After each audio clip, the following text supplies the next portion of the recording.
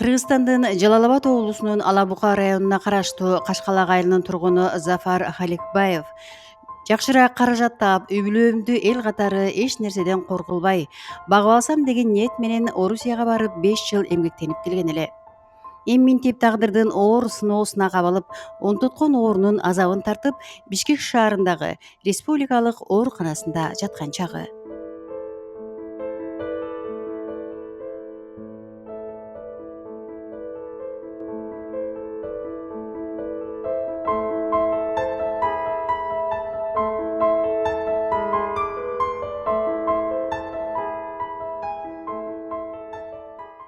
Assalamu alaikum, урматтуу мекендештер, урматтуу бир туугандар.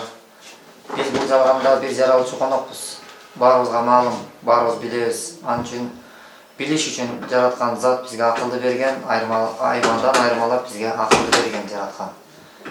Айбандан айырмалап акылды берди, бирок биз бүгүнкү күндө ошол акылыбыз менен ойлонуп иш жасабай, жана айланага ошондой бир ой жүгүртүп жашай албай аткандыгыбыз өкүндүрөт.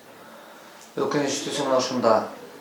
Жараткан адам кылып жаратса, биз адамча эмес, адам болуп жаралып, айбанча жашап аткан көз ирмемдерибиз көп болуп атат.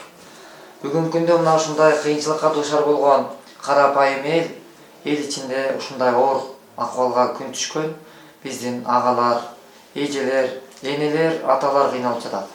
Бирок ушундай кыйын күндө бир кыйынчылыгына бир себеп боло турган, тирек боло турган уулдар бүгүн өз көмөчүнө гүл тартып, көчөдө кымбат баалуу машинаны айдап, 4 сотик эмес 4 гектар жерди ээлеп, жана байлык үчүн, бийлик үчүн алар алдыга максат койгон. Мына ошондой максаттын кесепети алардын өз жашоосуна гана гүл тарткандыктан кесепети келип, бүгүн карапайым элге келип тийип аткандыгы жүрөк оорутат. Бүгүн канчалаган биздин мекендештерибиз боор оорусу менен ооруп жатат. Бирок ушул оору менен үн каткан бүгүн биздин министрлик кай жакта жүрөт? Алар каякта карап атат. Эл добушун берип шайлаган депутаттар бүгүн эмне үчүн мындай маселени көбүрөөк талкууга алып, талкуулай турган маселе мына ушунда. Мамлекеттин башкы байлыгы эли, анын журту деген. Бирок ошол башкы байлыкты ким ойлойт бүгүн? Мына азыр бул жерде дагы бир мекендешибиз жатат. Мен мындай кайрылууну күн санап саны өсүп баратат. Күн санап көбөйүп, ооруга чалдыгып, канчалаган балдар жетим калып атат, канчалаган энелер жесир калып, канчалаган аталар аялынан ажырап атат, энелер, балдар кыйынчылык күнгө туш болуп атат. Бул күндү качан кимибиз ойлойбуз? Ошол атка минген аталар, ат тизгини сиздердин колуңуздарда. Сиздер кай жака бурсаңар, ат ошол жака бурулар. Мындай эч бир талашсыз. Бирок мен ушул сөз башында мен айткым келет. Бул жерде бир туугандарыбыз жатат. Бир эле бул агабыз Зафар агабыз эмес. 1000 деген кыргыздар бүгүн төшөктөн тура албай жатат. Канаки, качан үн катасыңар? Коомдук телеканалдардан чагылдырып, муну алдын алса болот, минтип алдын алгыла, буну жебегиле, муну кылбагыла. Эгер ушуну жей турган болсоңуз зыян табасыңар деп саламаттыкты сактоо министрлиги качан эскертет? Тамеки чегүү ден соолукка зыян деген эскертүүнү жазып койдук. Бирок ошол сыяктуу эле боор оорусуна ушундай жол менен сактангыла дегенди качан айтасыңар? Качан? Ошол вакциналарды сайдырып, элдин эсине салып, ушундан коргонгула. Өзүңөргө өзүңөр сак болгула, коңшуңарды уру тутпагыла деген ата сөзү бар. Бул сөздү жашасак жакшы болмок. Азыр Зафар агабыздын мынакей Жалал Абад областынын Алабука районунда жайгашкан, мына ошол Кашкарда айылында жашоо өмүр сүрүп келген агабыз. 3 баласы бар. Үй бүлөсү бар. Үй бүлөсүндө өзүнөн бул күндү күткөндө эмес, ойлогондо эмес, минтип коомчулуктан жардам сурап калам деген оюнда болгондо эмес. Ошондой жардамга муктаж адамга жардам берсе бергендир. Бирок жардам алам деген ниет байкебизде болгон эмес деп. Мына азыр сүйлөшүп отурсак да айтып отурат. Мен мунун айланасында коомчулукту көбүрөөк кыдырып жүрүп, ушунчалык зээнимге келет. Ошон үчүн келиңиз мекендеш. Азыр кайрылган кайрылуубуздагы Зафар агабыздын бир эле байкебизге эмес. Эгер азыр сиздин биздин 100 сомубуз бир күндө бир суу ичпей коюңузчу, сизден өтүнүч. Бир жолу бир суу ичпей койсоңуз, бир күнү бир тамеки чекпей койсоңуз, жөн эле бир пачка тамекинин акчасын байкебиздин ден соолугуна жумшап койсок, 100 000 деген кыргыз акча чогултсак, 100 сомдон канчалаган акча чогулуп калат? Ар бирөөсү акча чогултуп койсок, ден соолугуна пайда келип калат. Бир эле байкебиз эмес, өмүрлүк жарын сыздаган ушул атасын аяган балдардын жүзүнө жылмай тартуулайбыз. Ошон үчүн урматтуу бир тууган, келиңиздер, колубуздан келишинче жардам берели. Кыргыз кыйынчылыкта бирөөнү таштаган эмес, биз таштабашыбыз керек. Ушул улуу ата мекендик согушта деле жарадар болуп калса, жарадарды деле колунан көтөрүп алып сүйрөгөн экен. Ошол кыйынчылыкта сүйрөгөн экен бири-бирин. Бүгүнкү кыйынчылык кимде? Бүгүн курсак ток. Акчасын каяка чачарын билбей, өзүбүздүн кооз жаратылышыбыздын айланасында жашап жатып, ушуга ыраазы болбой, бүгүн чет өлкөлөргө чыгып, эс алганды каалагандарыбыз мындан көп. Бирок ошол эс алууну кылбагыла дебейбиз.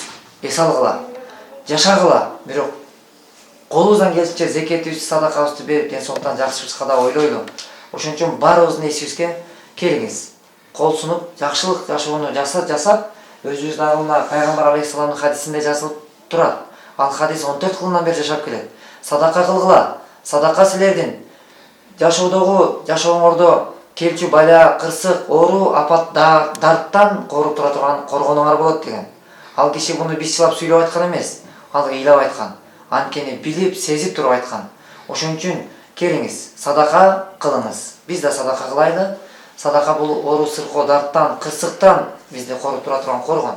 Зафардын келинчеги Халикбаева Айнуранын айтымына караганда, үйүндөгү болгон мал мүлктөрүн сатып, каражат топтогон менен дарыгерлердин сунушу менен тез арада сакайуу үчүн чет өлкөдө боор алмаштырып келүү мүмкүнчүлүгүн эңсегенде да каражат жетпей, айласыз абалда турганын айтып, бир эле коомчулук менен байланыштыруучу Азамат Байматов башында турган Кайрымдуу бол кайрымдуулук фондунан жардам сурап кайрылган.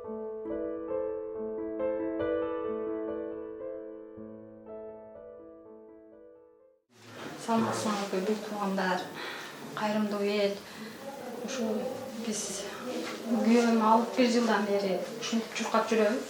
Больница барбаган жерибиз да калган жок. Башталганын ошо 1 жыл мурун билдик, декабрь айында билдик. Анан декабрда ошо путу шишип эле кайнатам өтүп кетти эле. Өтүп кетип, кыркына даже тура албады да. Сары шишке жана калбадык. Ошто 20 күн жатты, кайра үйгө келди. Кайра эле 1 жума, 2 жума өтпөй эле кайра эле шишиди. Анан Москвага бардык. Москвадан 2 ай лечение алып келдик. Баары таасири болгон жок да, өзүбүзгө жатык чыгып атат. Жатпаган жери өзү калбады да.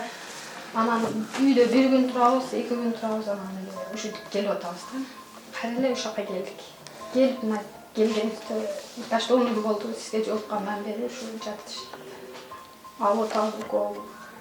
Эми врачтар айтып атат, алмаштыргыла, тезирээк алмаштырбасаңар болбойт дейт. Малдарыбызды баарын саттык, тоодон алып келип, биз оптом сатканыбыз үчүн бизди ошо оптом эле баада алып койду да. Миллиондон ашыш керек эле, ашкан жок да. Эми ушу кайрымдуу элдерден жардам сурап атабыз. Сатууда үйүбүз бар, эми качан сатылат билбейм да. Тезирээк сатылып калса, анда бармакпыз. Эртелечи. Жардам кылышыбатыр. Коңшулар Жардам болуп атат. баары эле жардам кылышып атат. Эми Бай эл аз экен да. Эл аз экен. өзүбүздүн жердештер аз. Ошо аз жардам. Ошо тапканыбыз ошо миллион акча болду. Эгер жакшы болуп кетсем, мен деле ушу элим үчүн кызмат кыласың. Мурун ойлоп алсам, эми ойлойм.